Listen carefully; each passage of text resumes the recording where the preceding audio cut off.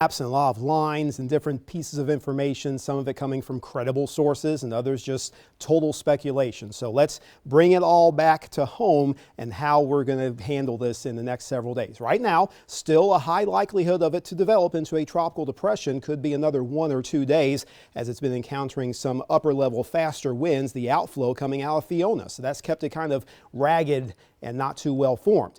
But as it moves west, it's going to roll across very warm water of the Caribbean. Some of the warmest temperatures across the entire Atlantic basin because we haven't had many systems coming across these areas. So we do have high level of heat energy, if you will, for the system to consume and develop. So most guidance tells us that the forecast track will keep it on that west or slightly north of due west course at least through the weekend. And then some indications that maybe a little bit of a slower track could put whatever form the system can be in on the north and western side of the Caribbean, perhaps around Monday, Tuesday. So we'll monitor the changing in the timing of its movement. But even if it goes slower, keep in mind those waters are very warm and the upper level winds are not going to be all that active. So it does have a favorable setup for it to strengthen. Now, this is going to be the system, the setup of the various systems around the Gulf that we'll be monitoring early next week. Hurricanes, tropical systems, they don't just float around in the air. They're driven in different places by a series of high and low pressure. So high pressure is going to keep it on that more northwest or west-northwest track through the early part of next week.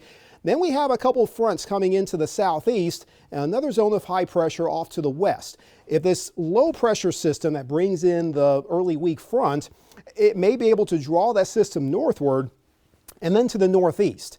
But if that process is weaker or if that high pressure system moves in very quickly, that will also affect where that system can eventually go. And that's why in those maps that you might see on social media, there's lines going all over the place. There is no conclusive outcome as far as what this will do 7, 8, 9 days from now. That's how far ahead that we're going to be projecting this, but there's plenty of reason to continue to monitor it. It does not guarantee there's going to be something happening here next week. I got to push that, push that, push that. But the chance is non-zero, and anytime there's a system in the Caribbean that does have some Gulf implications, it's worthy of monitoring. Not worrying, not panicking, but just